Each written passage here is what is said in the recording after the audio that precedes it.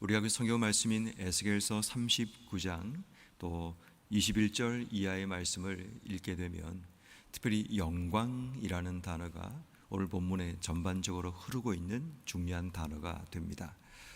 영광이라는 단어는 영화롭다 할 때 영자와 빛을 의미하는 광자가 쓰여져서 영화롭고 빛나다 라는 의미가 되기도 하고, 또 빛처럼 영화롭게 우리의 삶 속에 임한다 라는 의미가 되기도 합니다.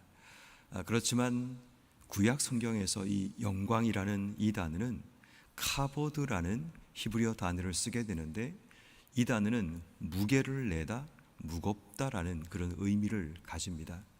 그래서 우리가 구약 성경에서 영광이란 단어를 만나게 되면 하나님의 영광스러운 권위와 무게감이 우리의 삶 속에 임하고 있다라는 것으로 이해를 하면 됩니다. 그런 방법이 구약 성경 전반에 보면 구름과 같이 또 하나님의 임재가 나타나기도 하고, 또 하나님께서 영광 중에 나타나시는 그런 임재를 상징하는 의미로 쓰여지기도 합니다. 그렇지만 오늘 성경 말씀을 보면 그 하나님의 영광이 어떻게 나타나는가를 오늘 21절은 이렇게 말을 하죠. 내가 내 영광을 여러 민족 가운데 나타내어 모든 민족이 내가 행한 심판과 내가 그 위에 나타낸 권능을 보게 하리니. 하나님께서 영광을 나타내시는 방법을 심판과 권능이라고 이야기를 합니다. 하나님의 무게감을 사람들이 느끼게 만들게 하기 위해서 하나님께서 심판이라는 방법을 사용하시기도 하고, 뒤에 나오는 권능이라는 이 단어를 영어 성경을 찾아보면 손이라는 핸드라는 단어를 쓰게 됩니다. 하나님이 그들 위에 하나님의 손을 놓아두셨다, 이런 개념을 쓰고 있는 겁니다. 다시 말해 하나님의 영광, 그분의 무게감이 이 세상 가운데 때로는 심판으로, 때로는 하나님 백성을 위한 전능하신 하나님의 손으로 우리의 삶 속에 나타난다는 겁니다. 여러분들은 인생의 삶을 살아가면서 하나님의 영광을 어떻게 경험하고 계십니까? 결국 이 하나님의 영광이 신약으로 넘어오게 되면 예수 그리스도, 바로 그분이 바로 하나님의 영광의 상징으로, 하나님의 영광으로 우리에게 나타났음을 요한복음 1장은 우리에게 설명합니다. 자, 그런 의미에서 우리는 하나님의 무게감이 오늘 이 시대 가운데 여전히 나타나고 있고, 그 하나님의 무게감을 느끼는 성도의 삶을 살아가는 것, 어쩌면 오늘 우리가 붙들어야 될 말씀의 가장 핵심이자 우리가 놓치지 말아야 될 중심 주제라는 사실을 발견하게 됩니다. 오늘 성경 말씀 22절 이하에 보면 하나님께서 그 영광을 드러내시는 목적을 22절은 이렇게 말하죠. 이스라엘 족속은 내가 여호와 자기들의 하나님인 줄 알겠고, 결국 하나님께서 영광을 드러내심을 통해 여호와 그 하나님께서 자기들의 하나님이라는 것, 바꿔 얘기하면 그 영광을 통해 우리는 하나님이 나의 하나님이라는 것을 깨닫게 되는, 바로 하나님의 인식 코드가 하나님의 영광, 무게감을 통해 우리의 삶 속에 나타난다라는 겁니다. 그러니까 중요한 것은 하나님의 영광을 우리가 인식하고 살아가고 있는가. 마치 하나님의 영광이 눈에 보이지 않는, 세상에서 볼 수 없는 찬란하고 영광스러운 것으로만 이해하게 되면 하나님의 영광이 우리의 삶 속에 잘 나타나지 않을 때가 많죠. 왜냐하면 어떤 의미에서 성도들에게, 일반 사람들에게 영광이란 것은 잘 되는 것, 성공하는 것, 이것이 하나님의 영광이 드러나는 것으로 이해하고 생각하기 때문입니다. 그런데 그 하나님의 영광이 하나님의 심판을 통해 우리의 삶에 나타나기도 하고, 그 하나님의 영광이 그분의 전능하신 손에 우리의 삶을 두심을 통해 나타나기도 한다라는 거죠. 중요한 것은 그 하나님의 영광을 통해 우리가 하나님을 자기 하나님, 나의 하나님으로 인식할 수 있느냐라는 겁니다. 다시 말해 지금 내 삶이 고난 중에 있더라도, 지금 내 삶이 어려움과 힘듦 가운데 있더라도 그 하나님의 영광의 무게감을 내가 인지하고 내가 인식하고 있는가라는 겁니다. 모든 저울은 어떤 것이 올라가도 그 무게를 재는 능력을 가집니다. 성도는 어떤 삶의 상황에 있더라도 그 하나님의 영광이라는 하나님의 무게감을 인지할 수 있는 능력이 필요하다는 겁니다. 매 순간순간 우리의 삶의 자리에서 하나님의 영광이 지금 내 삶을 지금 무게로 다가오고 계신다. 그분의 권능과 능력이 지금 내 삶 속에 임하고 있다라는 영광을 캐치할 수 있는, 영광을 인지할 수 있는 바로 그 모습이 우리에게 필요하다는 겁니다. 23절 이하에 보면 여러 민족, 열방들은 어떻게 하나님의 영광을 인지하는가 보니까 이스라엘 족속이 죄악으로 말미암아 사로잡혀 갔던 줄을 알지니라. 하나님의 영광이 이스라엘 백성에게도 나타나는데 하나님께서 그들을 심판하심을 통해 하나님의 영광을 드러내신다는 겁니다. 그 뒤에 보니까 그들이 내게 범죄하였고 내 얼굴을 그들에게 가리지 아니하였고 그 원수의 손에 넘겨 칼에 엎드려지게 하셨다는 것. 24절도 마찬가지입니다. 그들의 더러움과 범죄한 대로 행하여 그들에게 내 얼굴을 가리셨다라는 것. 하나님께서 이방 민족들에게 보여줍니다. 하나님 백성이지만 그들이 하나님 앞에 거룩하게 서지 못할 때 하나님의 얼굴을 가리시는 그 모습을 통해 그분의 영광, 그분의 무게감을 세상 가운데 드러냈다는 겁니다. 이 말은 공의의 하나님 백성이지만 죄 가운데 있을 때 하나님이 심판하신다라는 바로 하나님의 영광, 그분의 무게감이 비록 아프고 괴롭고 고통스러웠지만 그럼에도 불구하고 그분의 무게감을 세상 속에 드러내시는 그 하나님을 보이고 있다는 겁니다.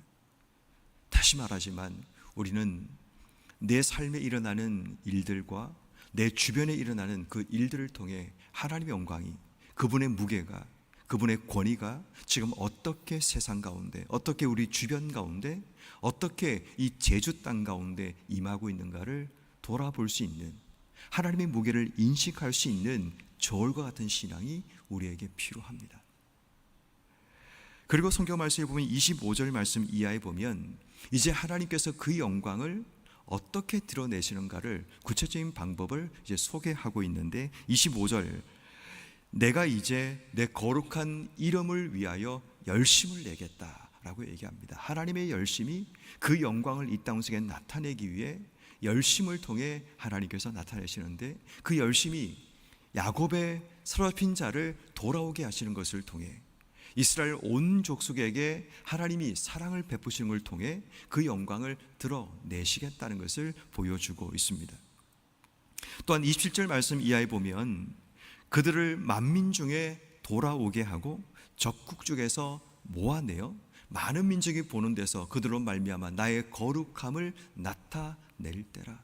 그러니까 하나님의 거룩함을 드러내심을 통해 하나님께서는 그분의 영광을 나타내신다라는 것을 보게 됩니다.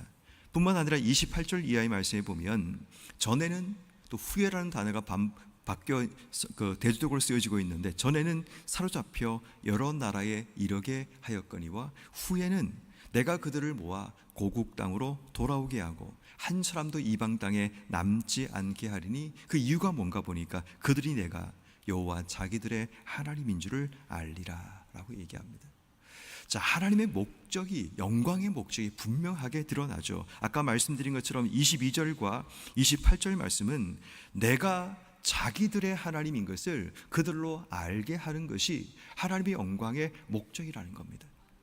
다시 말해 우리가 살아가는 삶의 자리에서 하나님이 나의 하나님이시구나, 하나님이 여전히 내 삶 속에 그 손을 펼치고 계시는구나 라고 느끼면 하나님의 영광이 내 삶 속에 임하고 있다라는 겁니다. 다시 말해 우리 교회가 하는 사역 가운데 하나님께서 우리 하나님이시구나, 하나님이 우리를 돕고 계시는구나, 그분의 손이 우리를 지키고 계시는구나 느끼고 있다면 하나님의 영광이 그 가운데 그 사람에게 임하고 있다는 것을 보게 되는 겁니다. 그 하나님의 영광의 무게감을 느낄 때 우린 그분 앞에 엎드리게 되고 그분의 하시는 일 앞에 다시 한번 우리가 굴복하게 되는 그런 일들이 일어나게 됩니다. 그것이 때로는 심판이든 그것이 우리가 원하는 화려하고 빛나는 성공이든 그것은 하나님께서 우리에게 쓰시는 방법일 뿐이지 우리의 삶 속에 하나님의 영광을 느낄 수 있고 경험할 수 있는 영적인 온도계가 우리의 삶 속에 반드시 필요하다는 겁니다. 그러므로 오늘 하루 우리가 삶을 살아갈 때에 하나님의 영광이 어떻게 우리의 삶 속에 나타날지 우리가 알지 못하기에 우리가 오늘 기억해야 될 것은 하나님의 영광의 무게감을 느낄 수 있는 영적인 저울, 영적인 온도계가 내 삶 속에 작동되기를 기도해야 됩니다. 이게 작동되지 않으면 우린 매일마다 무미건조한 삶을 살아갑니다. 하나님이 내 삶에 발견되지 않고 느껴지지 않고 하나님이 어디 있느냐? 하나님께서 나를 방치하는 것은 아닌가? 하나님이 내 삶에 역사하지 않으신다라는 그 생각을 가지고 살아가지만 반대로 하나님의 영광을 느낄 수 있는 그 온도계가 내 삶 속에 있다면, 그 하나님의 영광을 느낄 수 있는 저울이 내 삶에 있다면 우리는 내가 원하는 삶의 방향으로 내 삶이 흘러가지 않아도, 내가 원하는 성공과 성취가 내 삶 속에 일어나지 않아도, 때로는 내 삶이 고난과 역경과 심판처럼 보이는 환경 속에 내 삶이 서 있을지라도 그분의 무게감 때문에 비록 고통 중에도 하나님의 손이 나와 함께 있다는 그 사실을 깨달으며 감사하고 기뻐할 수 있는 삶을 살아가게 되는 겁니다. 이게 성도의 모습이 되는 거죠. 그러므로 오늘 우리에게 영적인 민감함을 주셔서 하나님의 무게감을 느낄 수 있는 은혜 주시기를 기도하는 것, 이것이 첫 번째 우리가 기도해야 될 기도 제목입니다. 두 번째는 우리가 하나님께 간구해야 될 한 가지는 하나님의 열심이, 또 하나님의 거룩함이 하나님의 영광으로 나타내 주시기를 기도하는 것, 이것이 우리가 기도해야 될 두 번째 제목입니다. 하나님의 영광을 내기 위해서 하나님께서는 그분의 열심을 드러내셔서 잡혀갔던 자들을 다시 돌아오게 하시는 하나님의 사랑을 베풀어 주셨다고 성경 기록하고 있습니다. 또 하나님께서 거룩함을 드러내시기 위해서 그분의 영광을 나타내기도 하죠. 거룩함이라는 것이 무슨 의미일까요? 하나님께서 그들을 특별하게 구별하신다는 의미가 되는 거죠. 다시 말해 하나님께서 우리의 교회를, 우리의 가정을, 또 나라는 사람을 하나님의 거룩함으로 품어주시고 하나님의 거룩함으로 나를 구별하셔서 내 삶을 인도해 주시기를 기도하는 것, 이유는 한 가지입니다. 하나님의 영광을 위해서. 이것이 여러분 우리의 간절한 기도 제목이 되어야 되지 않을까요? 우리의 거룩함을 위해 하나님이 열심을 내셔서 하나님의 영광이 드러나기를, 이것이 오늘 우리가 기도해야 될 제목이고, 또 필리핀 당승을 나가고 있는 팀들을 향한 기도도 그런 거죠. 그들이 그 땅 속에서 하나님의 거룩함을 드러내고 하나님의 열심을 그들의 삶의 자리에서 볼 수 있는 은혜를 주시기를, 그게 바로 영광이 그들 가운데 임하는 삶인 거잖아요. 여러분 육지에 나가는 우리의 자녀들을 위해 기도할 때도 동일하지 않습니까? 그들이 구별된 거룩함 가운데 살아가는데 하나님의 열심이 그들 가운데 임하여서 그들의 모든 삶의 자리에서 하나님의 영광을 보게 해달라는 것. 늘 교회는 이 기도가 우리 속에 일어나야 됩니다. 영광이 임하는 곳에 주의 나라가 나타나기 때문입니다. 우리 교회가 하는 모든 사역과 우리가 살아가는 모든 삶의 자리 가운데 하나님의 영광이 나타나는 것이 우리의 소원이자 우리의 기도 제목이 되는 것, 이것이 교회가 지향해야 될 방향입니다.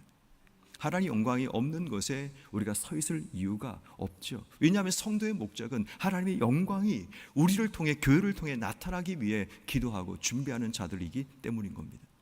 그러므로 오늘 우리의 간절한 기도 제목이 하나님 열심히 우리 속에 나타나셔서 하나님의 거룩함이 우리 가운데 나타나셔서 우리가 하나님의 영광을 보게 해주시기를, 눈으로 분명하게 느끼고 확인하고 그 무게감을 내 삶으로 확실하게 느낄 수 있는 그 하나님의 은혜가, 하나님의 열심, 하나님의 거룩함을 내심을 우리가 분명히 볼 수 있는 은혜가 있기를 기도하는 것, 이것이 두 번째 기도 제목입니다. 그리고 마지막 세 번째는 하나님의 영광을 통해 오늘도 우리가 하나님이 나의 하나님이란 사실을 입술로 고백하고 삶으로 증거하는 삶이 되게 해주시기를 기도하는 것, 이것이 세 번째 우리가 기도해야 될 제목입니다. 결국 성경의 모든 이야기는 하나님을 나의 하나님으로, 그리고 내가 하나님 백성됨을 인지하고 고백하는 것에서 시작됩니다. 이스라엘 백성을 하나님이 출애굽하실 때 하나님이 던지신 약속과 메시지는 내가 너의 하나님이 되고 너는 내 백성이 되리라는 약속의 말씀입니다. 요한계시록 21장 22장에 보아도 하나님께서 천국, 하나님 나라를 설명할 때도 내가 너의 하나님이 되고 너는 내 백성이 되리라는 동일한 약속이 이어지게 됩니다. 신약시대에 예수님께서 오셔서 우리를 향해 하나님이 나의 하나님이 되고 너희가 하나님 백성, 하나님 자녀가 되는 삶에 대한 부분을 이야기하십니다. 이게 성경이 흐르고 있는 구속사적인 맥락입니다.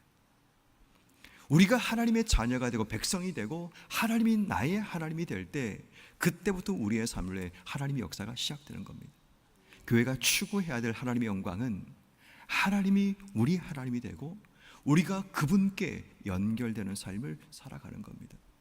우리 교회학교 아이들에게 우리가 해야 될 가장 중요한 게 뭔지 아십니까? 많은 프레임을 하고 아이들이 수없이 몰려드는 게 우리가 꿈꾸는 교회 모습이 아니라 그 아이들에게 하나님이 그들의 하나님이 되게 만들어주는 것, 이 말을 바꾸어 얘기하면 구원의 확신 있는 아이들을 만들어내는 게 가장 중요합니다.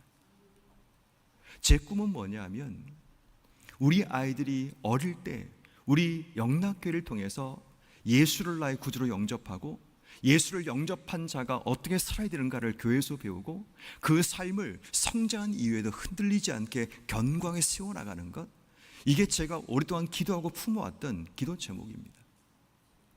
이 일을 위해서 교회가 우선적으로 일에 힘써야 됩니다.